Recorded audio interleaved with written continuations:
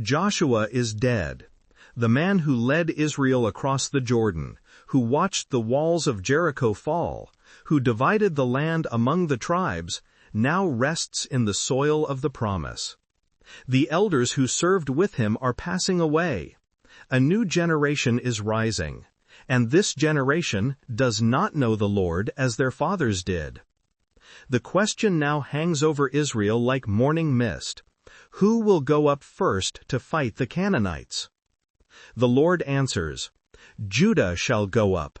I have given the land into their hands. Judah says to Simeon his brother, Come up with me into my territory, so we may fight the Canaanites. I will then go with you into your territory. Simeon goes with him. Judah attacks. The Lord gives the Canaanites and Perizzites into their hands. They strike down 10,000 men at Bezek. There they find Adoni-Bezek and fight against him. Adoni-Bezek flees. They pursue him and capture him. They cut off his thumbs and big toes. Adoni-Bezek says, 70 kings with their thumbs and big toes cut off have picked up scraps under my table. Now God has paid me back for what I did. They bring him to Jerusalem, and there he dies. The men of Judah attack Jerusalem and take it. They put the city to the sword and set it on fire. After that, Judah goes down to fight the Canaanites living in the hill country, the Negev, and the western foothills. Judah marches against the Canaanites living in Hebron, formerly called Kiriath Arba. They defeat Sheshai, Ayamen, and Talmai. From there they advance against the people living in Debir, formerly called Kiriath Sepher.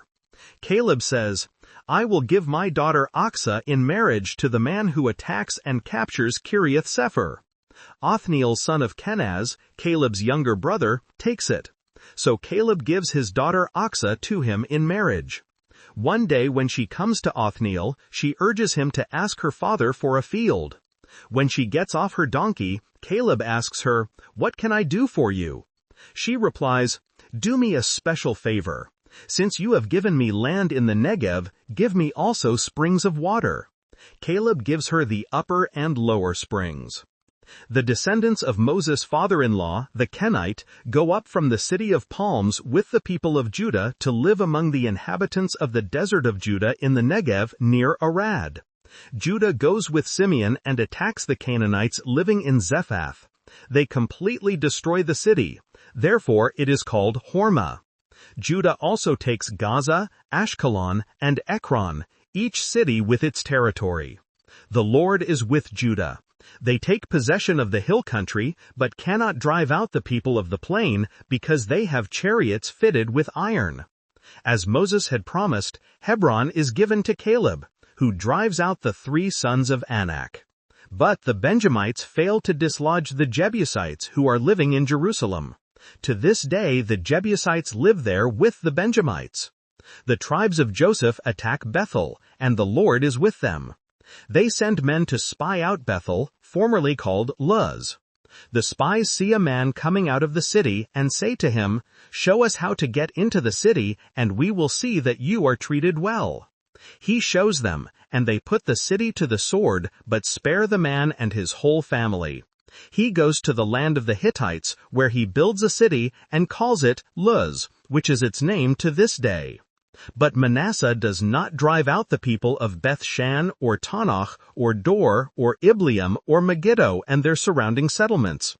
The Canaanites are determined to live in that land. When Israel becomes stronger, they press the Canaanites into forced labor, but never drive them out completely. Ephraim does not drive out the Canaanites living in Gezer. The Canaanites continue to live there among them. Zebulun does not drive out the Canaanites living in Kitron or Nahalol. These Canaanites live among them, but are pressed into forced labor. Asher does not drive out those living in Akko, or Sidon, or Achlab, or Aksib, or Helba, or Aphek, or Rehob. The Asherites live among the Canaanites, the inhabitants of the land. Naphthalite does not drive out those living in Beth-Shemesh or Beth-Anath. The Naphtalites live among the Canaanite inhabitants of the land. Those living in Beth-Shemesh and Beth-Anath become forced laborers for them. The Amorites confine the Danites to the hill country, not allowing them to come down into the plain. The Amorites persist in dwelling in Mount Heres, in Ayalon, and in Shalbim. But when the power of the tribes of Joseph increases, they too are pressed into forced labor. The border of the Amorites runs from Scorpion Pass to Selah and beyond. The pattern is set. Tribe after tribe fails to complete the conquest. The Canaanites remain. The nations Israel was commanded to drive out now dwell among them. This is not merely military failure. It is covenant failure. God commanded Israel to drive out the nations so their gods would not become snares. Israel chose coexistence over obedience, convenience over covenant. What seems like practical compromise will become spiritual corruption. The angel of the Lord goes up from Gilgal to Bochum. He says, "I brought you up out of Egypt and led you into the land I swore to give to your ancestors.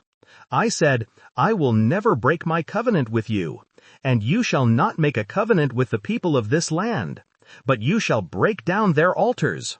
Yet you have disobeyed me. Why have you done this?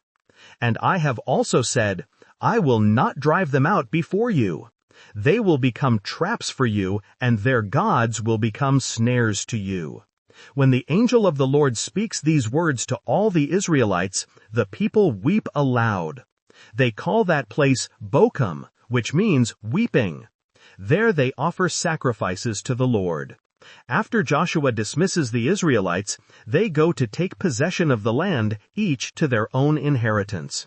The people serve the Lord throughout the lifetime of Joshua and of the elders who outlive him and who have seen all the great things the Lord has done for Israel. Joshua son of Nun, the servant of the Lord, dies at the age of 110. They bury him in the land of his inheritance, at Timnath-Heres in the hill country of Ephraim, north of Mount Gaash. After that whole generation is gathered to their ancestors. Another generation grows up who neither know the Lord nor what he has done for Israel. This is the hinge of history. The generation that saw the Jordan part and Jericho fall now sleeps in the earth. Their children only stories. And stories without the fire of faith become legends. Legends become myths. Myths become curiosities, and curiosities are easily discarded. The Israelites do evil in the eyes of the Lord. They serve the Baals. They forsake the Lord, the God of their ancestors, who brought them out of Egypt. They follow and worship various gods of the peoples around them. They arouse the Lord's anger. They forsake the Lord and serve Baal and the Ashtaroths. In his anger against Israel, the Lord gives them into the hands of raiders who plunder them. He sells them into the hands of their enemies all around, whom they are no longer able to resist. Whenever Israel goes out to fight, the hand of the Lord is against them to defeat them, just as he has sworn to them. They are in great distress. Then the Lord raises up judges who save them out of the hands of these raiders. Yet they do not listen to their judges. They prostitute themselves to other gods and worship them. They quickly turned from the ways of their ancestors, who had been obedient to the Lord's commands. Whenever the Lord raises up a judge for them, he is with the judge and saves them out of the hands of their enemies as long as the judge lives. For the Lord relents because of their groaning under those who oppress and afflict them. But when the judge dies, the people return to ways even more corrupt than those of their ancestors, following other gods and serving and worshiping them. They refuse to give up their evil practices and stubborn ways. The cycle is now clear. This is the governing pattern of the entire book of Judges. Israel sins. God delivers them to their enemies. Israel cries out. God raises a judge. The judge delivers them. The judge dies. Israel sins again, worse than before. This is the rhythm that will beat through the era of the judges.